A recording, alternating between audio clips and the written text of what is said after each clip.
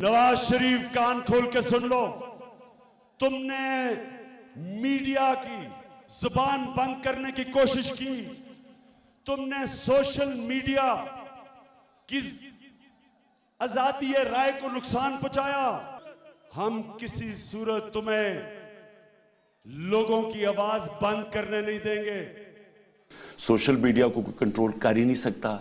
इससे बड़ा बेवकूफ हो ही नहीं सकता कि आजकल के जमाने में कोई सोशल मीडिया को कंट्रोल कर सके। सोशल मीडिया एक ऐसी चीज है, ये तो जो बोतल से जिन निकल गया है, ये तो वापस नहीं डाला जा सकता। अस्सलाम वालेकुम नाज़रीन, मैं हूं लाहौर से जुल्फ़िकार अली और आज है फरवरी की 22 तारीख, सन है 2022 और देसी महीने फागन की है 10 तारीख। आज जिस अहम मौजू पे हम गुफ्तगू करना चाहते हैं वो है ऑर्डीनेंस जो सदर अलवी की जानिब से जारी किया गया है, जिसके तहत मीडिया पे बाज़ ऐसी पाबंदियाँ और सज़ाएँ तजवीज़ की गई हैं जिसकी मुखालफत कर रही हैं तमाम सहाफ़ती तंजीमें, human rights commission of Pakistan और वकला की तंजीमें। अब बात यह है कि पहले जो ये एक्ट 2016 है जिसमें ये तरमीम की गई है, उसमें ये कहा जा रहा है कि ये जो फेक न्यूज़ चलाने वाला है अब इसकी सज़ा होगी 3 साल की बजाय 5 साल कैद।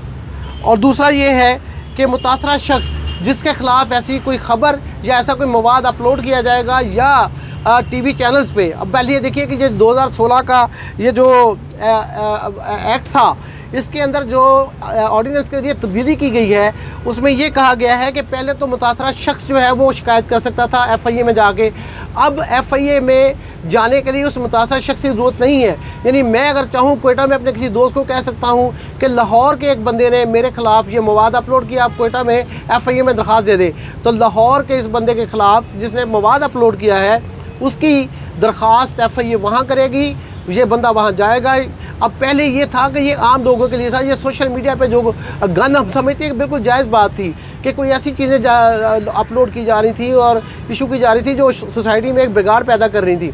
लेकिन इसमें जो मेन स्ट्रीम का वो मीडिया जो PEMRA Pakistan electronic media regulatory authority के अंडर रजिस्टर्ड था, या ब्रॉडकास्ट मीडिया जिसमें तमाम TV चैनल्स आते हैं, वो इसमें शामिल नहीं थे, उन पर इतलाक़ नहीं था। लेकिन अब नई अमेंडमेंट के तहत उस पर ये इतलाक़ कर दिया गया है। ये मैं आपको अपनी स्क्रीन पे जो डॉक्यूमेंट है, जो पहले वाला एक्ट है और जो ऑर्डिनेंस है जिसमें तब्दीली की गई, वो भी मैं आपसे शेयर कर रहा हूँ। तो आप इसको साथ साथ देखते जाइए और मुवाज़ना करते जाइए कि इसमें पहले वाले एक्ट में और मौजूदा ऑर्डिनेंस में क्या फ़र्क है।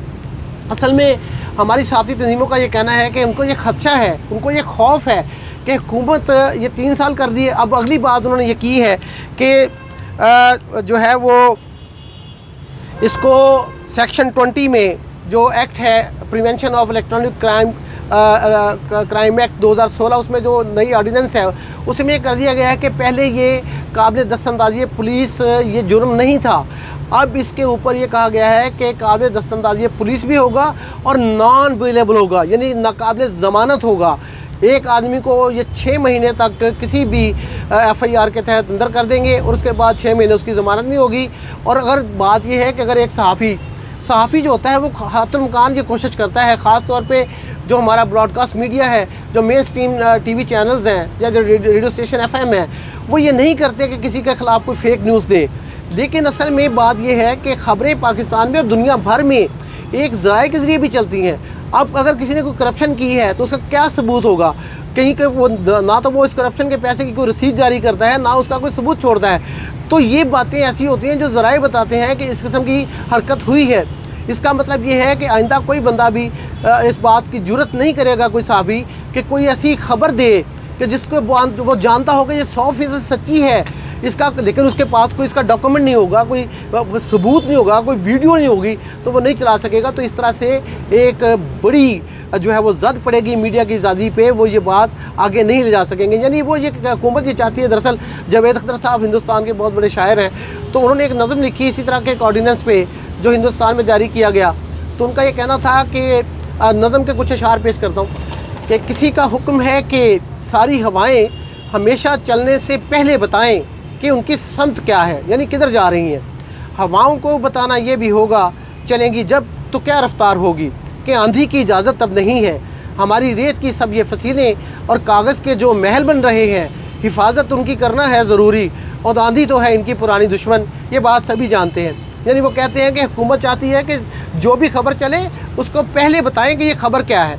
तो ये मुमकिन नहीं है, ये दुनिया भर की सहाफ़त में नहीं माना जाता।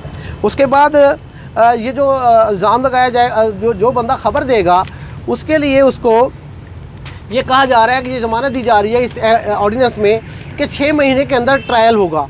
6 महीने बाद जो है वो अगर ये केस गलत साबित हो गया कि किसी बंदे की शिकायत गलत थी और ख़बर सही थी, फेक न्यूज़ नहीं थी, तो उसको छोड़ दिया जाएगा। यानी 6 महीने आप बंदे को अंदर रखें, उसकी ज़मानत भी ना होने दें और उस केस को ट्रायल रखें। तो ये तो देखें, आपने अभी मोहसन बेग वाले केस में एक वफाकी वज़ीर साहब की शिकायत पे उस पर मुकदमा दर्ज कर दिया, उसकी कोई इन्वेस्टिगेशन नहीं की, और कल इस्लामाबाद हाई कोर्ट में जिस तरह से डायरेक्टर FIA इस्लामाबाद को कोर्ट ने उनकी सरजनश की और जिस तरह एक्सप्लेनेशन कॉल की है, तो ये सब बात वाज़ेह है कि पाकिस्तान जैसे मुल्कों में ये मुमकिन नहीं होता कि तमाम इदारे, अगर इदारे इतने क्रेडिबल होते तो पाकिस्तान इस नहज पर पहुँचता कैसे, पाकिस्तान की ये बर्बादी होती ही क्यों। तो इसलिए इदारों पे मुकम्मल एतमाद नहीं किया जा सकता। शक व शुबे की फ़िज़ा हर जगह पे कायम है। सहाफ़ियों को आप ये बात नहीं मनवा सकते, आप पाकिस्तान के किसी आम शहरी को भी नहीं मनवा सकते कि पुलिस बिल्कुल ठीक हो गई है, FIA बिल्कुल ठीक हो गई है, तमाम इदारे अपने मेरिट पे काम करने लगे हैं, इंसाफ नज़र आने लगा है। ऐसी बात नहीं है। जब तक इंसाफ नहीं होता, जब तक आपके इदारे मजबूत नहीं होते, तो इस किस्म के कानून जो है वो आप हमारी आज़ादी को सलब करेंगे, इसको कोई तस्लीम नहीं करेगा।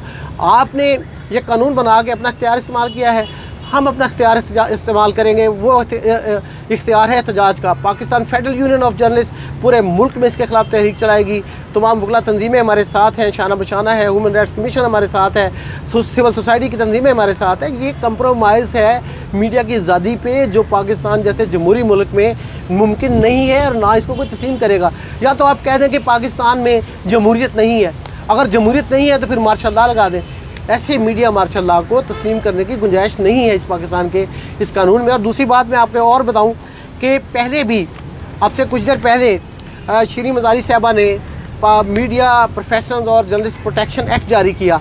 उसके अंदर भी जो शिक 5 है और उसकी ज़ैली शिक 2 है, उसमें ये कहा गया है कि कोई शख्स, मीडिया आज़ाद है, उन्होंने कहा कि मीडिया पे कोई पाबंदी नहीं है, लेकिन आप किसी शख्स की शख्सी आज़ादी पे या किसी नफ़रत फैलाने वाले मवाद पे, किसी मजहबी मुनाफरत पे और इस किस्म की तमाम हरकतों को आप पे जायज़ नहीं है, ये आज़ादी आपको नहीं होगी। ये पाबंदी पहले ही, ये जो पिछला वाला एक्ट है जिसको हम मीडिया प्रोफेशनल्स या जर्नलिस्ट प्रोटेक्शन एक्ट 2021 कहते हैं, उसमें ये पाबंदी लगी हुई है। इस तरह से डेफेमेशन का एक लॉ भी पाकिस्तान में मौजूद है कि अगर मैं किसी के ख़िलाफ़ खुदा न खास्ता गलत खबर देता हूँ, उसकी रेपुटेशन को डैमेज करता हूँ, तो वो डेफेमेशन का केस मेरे ख़िलाफ़ दायर कर सकता है। लेकिन अगर आप कहें कि सहाफ़ी को गिरफ़्तार कर लें, अब मुझे बताएं 30,000 रुपये वाला रिपोर्टर जो है, अगर किसी बंदे ने उसके खिलाफ शिकायत कर दी और तो वो उसको उन्होंने केस कर दिया, तो वो 6 महीने के लिए अंदर हो गए, उसके बच्चे रोटी कहाँ से खाएंगे? तो ये बात मुनासिब नहीं है। इस कानून फेक न्यूज़ के सभी मुखालिफ है, पूरी मुआशरा मुखालिफ है। कोई जी होश आदमी जो है इसकी हमायत नहीं कर सकता, लेकिन आज़ादी को आप सलब नहीं कर सकते। ये पाकिस्तान का कानून है। हुकूमत को चाहिए, वज़ीर-ए-आज़म इमरान खान को चाहिए, फवाद चौधरी साहब को चाहिए। कल हमारी तमाम तंजीमों ने, Pakistan federal union of journalist ने, पाकिस्तान ब्रॉडकास्टिंग एसोसिएशन ने, council of Pakistan newspaper editors ने और ऑल पाकिस्तान न्यूज़पेपर सोसाइटी ने, तमाम ने, एक जॉइंट एक्शन कमेटी ने हमारी ये ऐलान कर दिया है कि हम इसको तस्लीम नहीं करेंगे और इसके ख़िलाफ़ एहतजाज किया जाएगा। अदालतों के दरवाज़ों पर भी दस्तक दी जाएगी और पाकिस्तान के सिविल सोसाइटी को भी जो है अपने साथ मिलाया जाएगा और पाकिस्तान के मुआशरे को भी जगाया जाएगा कि सहाफ़ियों पर पाबंदी दरअसल उन क्राइम्स को छुपाने की ये कोशिश गर्दानी जा सकती है कि जिसमें हुक्मरान तबकात मुलव्वस रहे हैं। जहाँ आप पनामा लीक से ले कर स्टेट बैंक ऑफ पाकिस्तान के अब मुख्तलिफ और ऑडिटर पाकिस्तान की रिपोर्टों तक इस बात की गवाह है कि पाकिस्तान में करप्शन सबसे बड़ा इशू है, गवर्नेंस सबसे बड़ा इशू है। हुकूमत अपनी गवर्नेंस को ठीक करने की बजाय उस आज़ादी को सलब ना करे जिसके तहत वो ये जान पाती है कि कहाँ करप्शन हुई है, किस अफसर ने गलती की है, किस सियासतदान ने उनकी अपनी पार्टी के अंदर उनके मंशूर की खिलाफ वर्जी की है। तो ये बात मुमकिन नहीं है। जावेद अख्तर का दूसरा शेर पेश करता हूँ, किसी का हुक्म है कि सब दरिया की लहरें ज़रा सरकशी कम कर लें, अपनी हद में ठहरें। उभरना, बिखरना और फिर बिखर कर उभरना, गलत है उनका ये हंगामा करना। कि ये सब तो है वहशत की इलामत, बगावत की इलामत। बगावत तो नहीं बर्दाश्त होगी, ये वहशत तो नहीं बर्दाश्त होगी। अगर लहरों को है दरिया में रहना तो उनको होगा अब चुपचाप बहना। तो जनाब ये लहरें चुपचाप नहीं बहती। क्यों नहीं बहती? कि किसी को ये कोई कैसे बताए कि लहरें और हवाएं कब किसी का हुक्म सुनती हैं। यह हवाएं हाकिमों की मुट्ठियों में, हथकड़ी में और कैद खानों में नहीं रुकती, और जब लहरें रोकी जाती हैं तो दरिया कितना भी हो पुरसकून बेताब होता है, और इस बेताबी का अगला कदम सैलाब होता है। तो जनाब जावेद अख्तर साहब के इन अशार के साथ मैं इस वीडियो को ख़त्म करता हूँ, इस उम्मीद के साथ कि हुकूमत अपना ये ऑर्डिनेंस वापस लेगी। पाकिस्तान पीपल्स पार्टी, पाकिस्तान मुस्लिम लीग नून, ANP और PTI के वो लोग, वो पार्लियामेंटेरियंस, वो सियासी लीडर जो इस बात को जायज़ समझते हैं कि आज़ादी सहाफ़त होनी चाहिए, वो यकीनन सहाफ़ती तंजीमों का साथ देंगे, हमारे साथ खड़े होंगे। आपका बहुत बहुत शुक्रिया। इस बात को मज़ीद आगे बढ़ाएंगे अगले किसी व्लॉग में। खुदा हाफिज़।